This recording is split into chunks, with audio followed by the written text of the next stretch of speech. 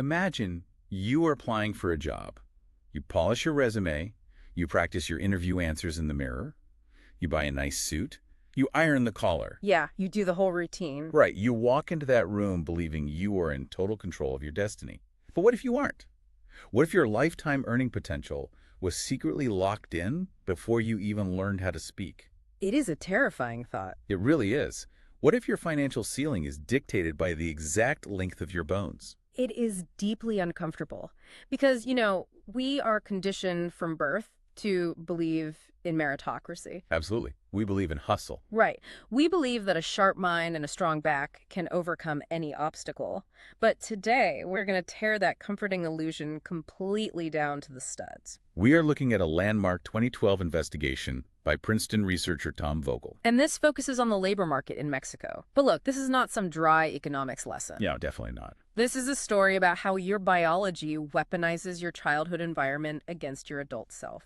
We are going to walk through 20 distinct concepts today, 20 brutal realities, and we are going to move through them one by one. You are going to see exactly how the mechanics of wealth, genetics, and society actually operate behind the curtain. Let's start with the absolute baseline, the hidden wealth distributor living inside your body.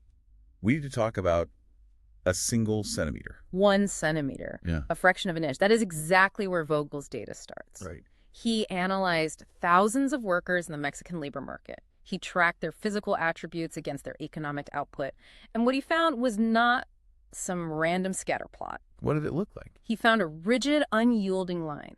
For every single additional centimeter of height an adult worker possesses, they receive a 2.3% wage premium. Okay, hold on. Let's pause right here because I need to push back on this. Sure. A 2.3% bump. If I am sitting across from a hiring manager, 2.3% sounds like a rounding error. It sounds tiny. It sounds like the difference between getting a medium coffee instead of a small. Right. Why should anyone care about such a tiny margin? Well, you should care because it does not stop at 1 centimeter. It is an escalator. An escalator. Yeah, it is a compounding trajectory of wealth. It is not a statistical fluke where, one tall guy got a lucky promotion. Right. It is a mathematical certainty woven through the entire economy. Every single centimeter you add to your frame, you add another 2.3% to your paycheck. Wow. It is literally an invisible tax on the short and a silent dividend for the tall. So it stacks. It just piles up centimeter by centimeter. Yeah. Wealth accumulating in direct proportion to bone length. Exactly. But that forces a massive question. Why? Right. I mean, we all know the stereotype. Tall people globally tend to make more money. Sure, CEOs tend to be tall, politicians tend to be tall. Exactly. But in this specific context, what is the secret of the premium? Are they winning because of brawn or are they winning because of brains? Context is everything here. We have to understand the environment Tom Vogl is actually studying. Okay. Mexico, historically, and in the data captured here, is a powerhouse of physical labor. It is a sweat economy. Right. Picture a scale in your mind. On the left side of the scale, you have pure muscle, broad shoulders, calloused hands, heavy lifting. And on the right side, you have the brain. Spreadsheets, desks, logic puzzles. So in a highly industrialized, service-based economy, you might assume the right side of the scale wins. Yes, but in a sweat economy, the question becomes, what actually allows a taller person to naturally float to the top of the food chain? Right. Do they get paid more because a larger frame can physically carry a heavier load of bricks? Or is there something else going on entirely? To answer that, we really need a reality check on the actual humans in this data. Who exactly are we looking at? Is this a survey of everyone in the country? No, Vogel was incredibly specific. He used the Mexican Family Life Survey. This is a massive, highly detailed data set. Okay. But for this specific analysis, he isolated men between the ages of 25 and 65, the absolute prime of their working lives. Let me put some flesh and blood on those parameters. The average height of the men in this sample is 165.6 centimeters. Which is, for those using imperial, just about 5'5". Exactly. 12% of this group comes from indigenous backgrounds. Yeah. And their average time spent in a classroom, just over 8 years. That is barely past middle school. Yeah. But here is the data point that completely shifts the gravity of this conversation. 90%. 9 out of 10. 9 out of 10 men in this data set are engaged in heavy, backbreaking manual labor. That is staggering. We are not talking about guys in air-conditioned offices aggressively negotiating stock options. Not at all. We are talking about a society where survival requires immense physical output. Exactly. So your initial instinct might be okay if 90% of the economy is heavy labor, then being taller simply means you are bigger and stronger. Right. You are just a more efficient machine for that labor. A taller guy can harvest more crops or move more cement. It seems like the most obvious common sense answer in the world. Height equals strength. And strength equals more value in a manual economy. Mystery solved. But that common sense assumption is completely wrong. And this brings us to the double premium. This part blew my mind. It is a totally counterintuitive reversal of how we think the world works. You might assume that highly advanced, wealthy economies, places obsessed with status and subtle physical advantages would care more about height. Right. You picture the towering executives in Wall Street boardrooms. You assume that is where height really pays off. The data destroys that assumption entirely. Let's look at the United States and the United Kingdom. Highly industrialized, dominated by desk jobs and service sectors. Okay. In those countries, height certainly gives you an advantage, but that advantage is about an 0.8% wage bump per centimeter. Okay, so less than 1% per centimeter in the US and the UK. But in Mexico, as you said earlier, it is 2.3%. Yes. Wait, I need to make sure I'm hearing this right. The less developed the economy, the more violently your height dictates your paycheck. That is exactly what the numbers prove. In less industrialized areas, the height premium doesn't just grow, it explodes. That is crazy. The disparity is more than double. Your physical stature matters massively more in a developing economy than it does in a developed one.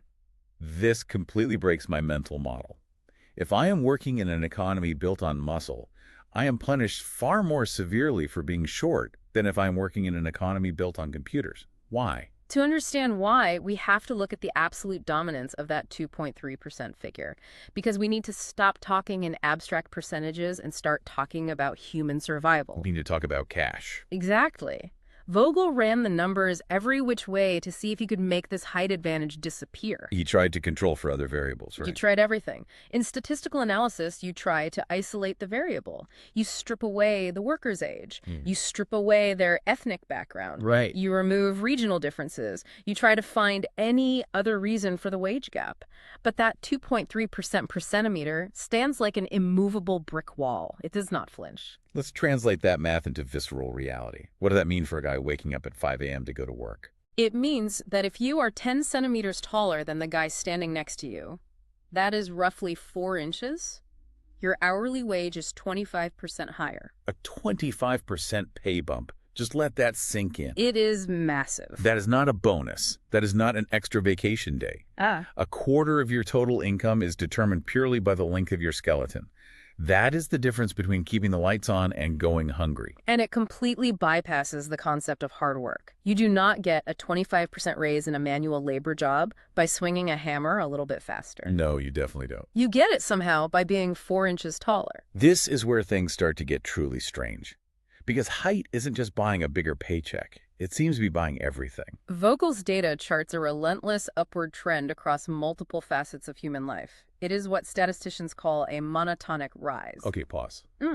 Monotonic rise sounds like something out of a textbook. What does that actually look like for these workers? It means the graph never dips. It just climbs. A 10-centimeter height advantage doesn't just give you 25% more money. It gives you, on average, over 1 entire extra year of formal education. A whole extra year in the classroom. Yes. Furthermore, it boosts your cognitive score. Yeah. The researchers found that taller workers scored significantly higher on intelligence tests. By how much? By 40% of a standard deviation. Hold on. 40% of a standard deviation? Again, you are losing me in the math.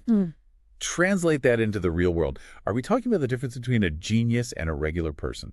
Not genius versus average, no. But it is the difference between struggling to comprehend a complex set of instructions and grasping them instantly. I see. It is a highly noticeable functional leap in daily cognitive ability. And on top of that, height dramatically improves your self-reported health. So taller equals smarter, taller equals healthier, taller equals more educated. It is a biological package deal. Exactly. But surely the height itself isn't causing the intelligence.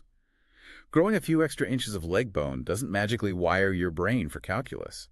So what is the connection? Well, the researchers thought they had found the smoking gun right there. They thought we figured it out. Right. The secret to the height premium isn't that bosses just like tall people. It is that tall people in this specific data set are demonstrably smarter. Raw IQ is driving the wage gap. It makes logical sense. Taller equals smarter. Smarter equals better decision-making or faster skill acquisition, which equals more money. Mystery solved. Let's pack it up. That is exactly what they tested. And they were dead wrong. Let's look at the absolute limits of the brain test. How do you even test raw intelligence across a population where the average education is only 8 years? You can't just give them a standard high school math test. No, you really can't. That would just measure their schooling, not their raw brain power. So the researchers used something called the Raven's progressive matrices. What is that? It is a purely visual test designed to measure fluid intelligence and cognitive logic. You look at a sequence of shapes and patterns, and you have to deduce the missing piece. Bye. It requires 0 reading ability, 0 math skills, no cultural bias. It is just pure, raw, puzzle-solving horsepower. Okay, so they took this raw horsepower score and they threw it into the mathematical meat grinder.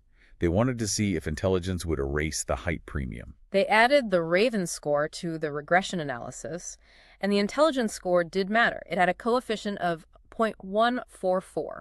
So being smart definitely helps your wages. But what? But when they controlled for raw intelligence, the height premium barely flinched. It dropped from a 2.3% wage bump per centimeter down to a 2.0% bump. Are you kidding? That is a drop of roughly 13%. A measly 13%, which means 87% of this massive life-altering wage gap has absolutely nothing to do with raw brain power. This is wild. If brain power only explains 13% of the height advantage, what invisible force is doing the rest of the heavy lifting? To find that out, we have to look away from the averages. We have to look at the darkest corners of this data set. We have to look at the bottom tier fate. There is a very persistent myth in our culture. The myth is that caring about physical appearance, like height, is a luxury of the elite. Right. That only upper-class, white-collar workers in fancy boardrooms have the time and privilege to judge a man by how tall he is in a tailored suit. It is a comforting myth, but the data from Mexico violently shatters it. The reality is the exact opposite. How so? The lower you go on the socioeconomic ladder, the more absolute tyrannical power your height wields over your fate. So for the rich, height is just a nice little bonus. Yes. But for the poor, height is the ultimate judge, jury, and executioner of your wealth. We need to examine the physical destiny of the marginalized. Let's look at the steep, terrifying cliff faced by the absolute poorest populations in this survey. The urban workers versus the rural and indigenous workers. For urban workers, the guys living in the cities with more access to modern infrastructure, the height premium is about 1.5% per centimeter. It is significant, but it is lower than the national average. When you move out of the cities, Yeah. when you look at rural workers, the premium jumps back to 2.3%. And when you isolate the indigenous workers, the most historically marginalized group in the country, It hits a staggering 3.7% per centimeter. let me make that number real for you. Huh. In the extreme poverty class, being 10 centimeters taller doesn't just give you a 15% or 20% bump. What does it give you? It dictates a massive 37% income chasm between you and the shorter man working next to you. A 37% gap. Yeah. That is not a wage premium. That is a different universe. It ceases to be a statistical trend and becomes a physical destiny. If you are born at the absolute bottom of the socioeconomic grid, your bones are quite literally your most valuable currency. Okay, I am playing devil's advocate here. Height is genetic. My dad is tall, so I am tall. Some people just get a lucky draw in the genetic lottery. It is unfair, sure, but it is just biology. Prepare to have that assumption completely dismantled. We are now entering the realm of the ghost of childhood. Wait, your adult height is not pure genetics. Genetics provide a ceiling. They dictate your maximum potential. But your actual adult height, that is a biological receipt. A biological receipt. I want to linger on that. What exactly is a skeleton a receipt for? It is a permanent physical ledger of your survival environment from the moment of conception to your 3rd birthday. That 0 to 3 year window is the most critical phase of human development. The window of fate. Exactly. If your environment is harsh during this window, if you lack consistent calories, if you are constantly fighting off dirty water, your biological potential is permanently, irreversibly stunted. Oh, wow. It does not matter if your DNA says you should be 6'2". If you do not get the requisite calories and health security at age 2, your body will permanently shut down that growth. You will never reach it. The ghost of your childhood poverty haunts your adult bones. Your height today is literally a billboard showing the rest of the economy exactly how much food you had in your pantry as a toddler. That is the grim reality. And the biological mechanism behind this theft is incredibly brutal. It is a process known as synergy. Synergy. Yeah, the vicious cycle of malnutrition and infection. How exactly does poverty reach into a child's body and steal their height? It uses a lethal two-step combination. Step one, a lack of baseline nutrition compromises the infant's immune system. Okay. The baby isn't getting enough protein or micronutrients, so the body goes into pure survival mode. It abandons building a strong immune defense just to keep the vital organs running. So it's like trying to build a house, but because you don't have enough bricks, you decide not to build the outer defensive wall. You just try to keep the roof up. Perfect analogy. And because there is no defensive wall, step two happens. The child suffers from frequent, severe infections. Like what? We are talking about diarrheal diseases from contaminated water, respiratory viruses, parasites. And when the invaders get in, the house starts collapsing. Precisely. Here is where the cycle closes into a death spiral. When the infant is infected, their body violently expels what little nutrients they do have. The parasite steals the calories. That is awful. Furthermore, the sheer biological effort of fighting a fever cannibalizes the body's energy stores. And when you are sick, you lose your appetite. You lose your appetite, so you consume even less energy. Your immunity drops even further. You get sick again, more severely this time. You lose more It nutrients. just never ends. This vicious, closed-loop cycle completely halts bone growth. The body literally starts lengthening the skeleton because every ounce of energy is desperately fighting off parasites. And it isn't just the bones taking the hit, is it? The brain is developing at the exact same time. The human brain requires massive, disproportionate amounts of energy in those first 3 years. If that energy is being diverted to fight off a bacterial infection from dirty water, it is not being used to build neural pathways. So bone growth and brain development are robbed by the exact same thief. Yes, they are forever tethered together by the trauma of early poverty. This is incredibly dark. But it perfectly sets up one of the most fascinating historical parallels in the entire paper. Oh, the story of the French grape parasite. Yes, it is a 100-year-old prophecy that perfectly maps onto the Mexican data. It really does. Let's expand on this because this blew my mind. Can a bug on a plant predict a soldier's wealth a century later? The answer is absolutely yes. Yeah. In the late 19th century, France suffered a catastrophic agricultural blight. A microscopic parasite called phylloxera completely wiped out the grapevines across massive regions of the country. It was an economic apocalypse for the farming regions. Let's trace the chain reaction because it is merciless. Right. The bug eats the roots, the grapevines die, the harvest fails. Instantly, the parents' income in these regions vanishes into thin air. And because the income vanished, what happened inside the homes? Childhood nutrition plummeted. The parents simply could not afford adequate food for their infants. That cycle begins. The infants entered that synergistic cycle of malnutrition and infection. But the truly wild part is how we know this. We know this because decades later, those infants grew up and were drafted into the French military. And the military keeps meticulous records. Exactly. When the military doctors measured the adult soldiers who were born in the wine regions during the exact years of the phylloxera blight, the results were undeniable. Those soldiers were measurably, significantly shorter than soldiers born in regions untouched by the bug. And it didn't stop at their height. They had demonstrably lower intelligence test scores, and they had less physical strength. An external economic shock, a bug eating a plant, physically deformed an entire generation's biology, which in turn crippled their ability to create wealth as adults. It is exactly what is happening in Mexico. It is the exact same mechanism operating in Tom Vogel's Mexican labor market data. So we know the mechanism. What happens when we force the map to finally look at this childhood poverty? What happens when the ghost of childhood actually appears in the regression analysis? Vogl ran the numbers again. This time, he added early childhood variables into the equation. He didn't just ask, "How tall are you?" What did he ask? He asked, "When you were 12 years old, did your house have piped water? Did you have access to sanitation? How many years of education did your parents have?" These questions are proxies. They are stand-ins for measuring the parasites and the malnutrition. Exactly. And the moment the statistical model factored in these childhood living conditions, the magic height premium plummeted. By how much? It went from a 2.3% wage bump per centimeter all the way down to 1.4%. Hold on. That means nearly 40% of the entire wage gap just evaporated. Nearly half of the height premium was purely an illusion.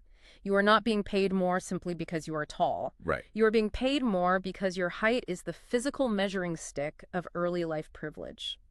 Your bones are proving to the market that you were lucky enough to have a toilet and clean water when you were a toddler. This is a total paradigm shift.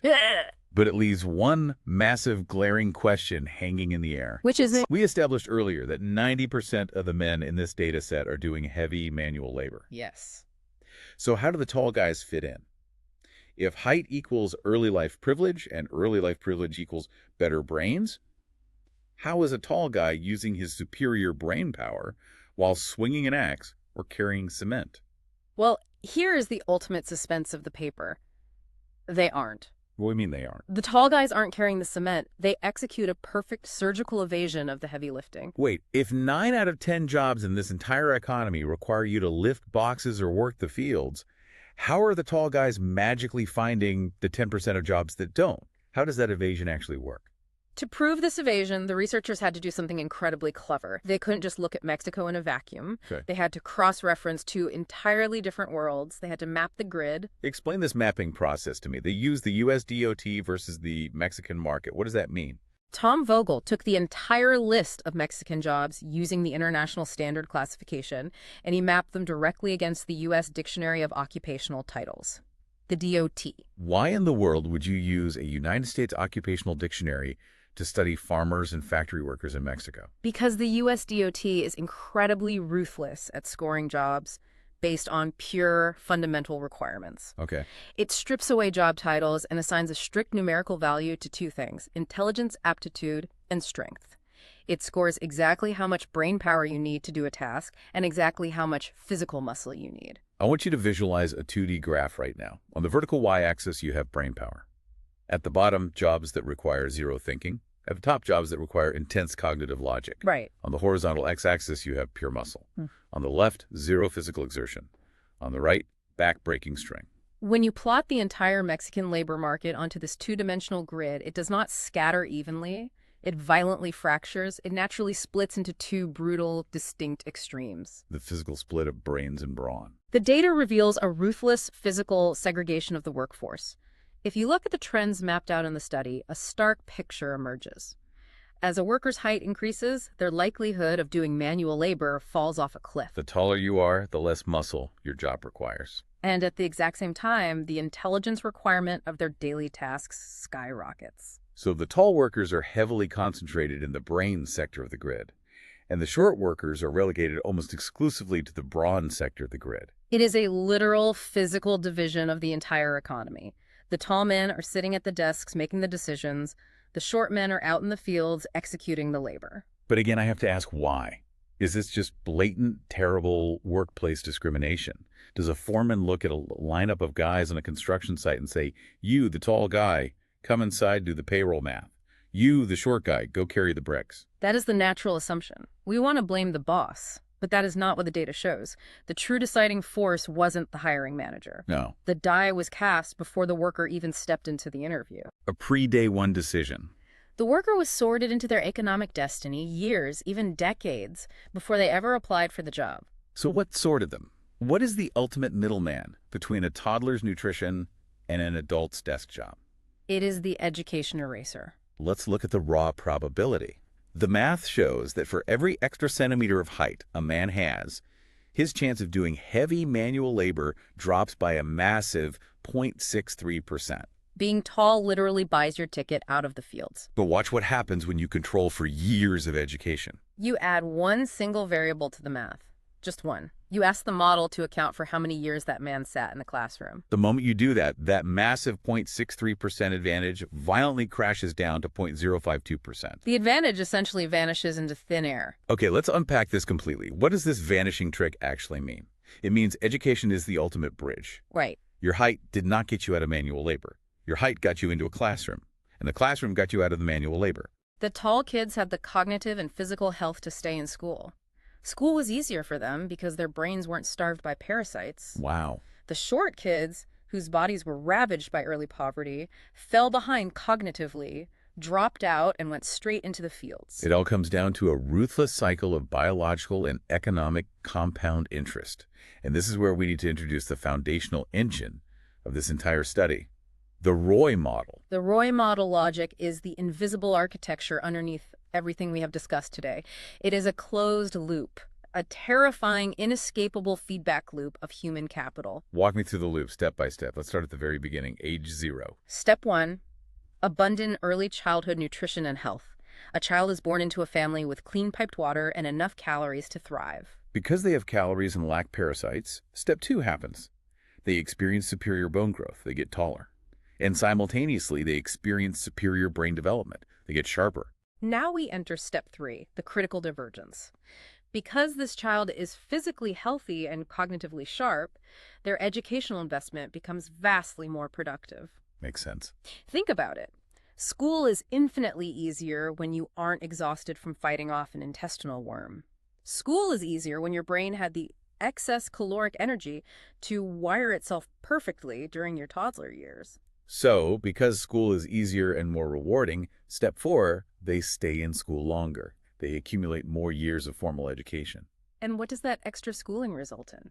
Step 5, they enter the labor market and seamlessly secure a brain-intensive, high-paying job. The desk job. The desk job, the job that grants them that 25% wage premium. Which means the tall skeleton is just the visible evidence of the invisible advantages they held at age 2.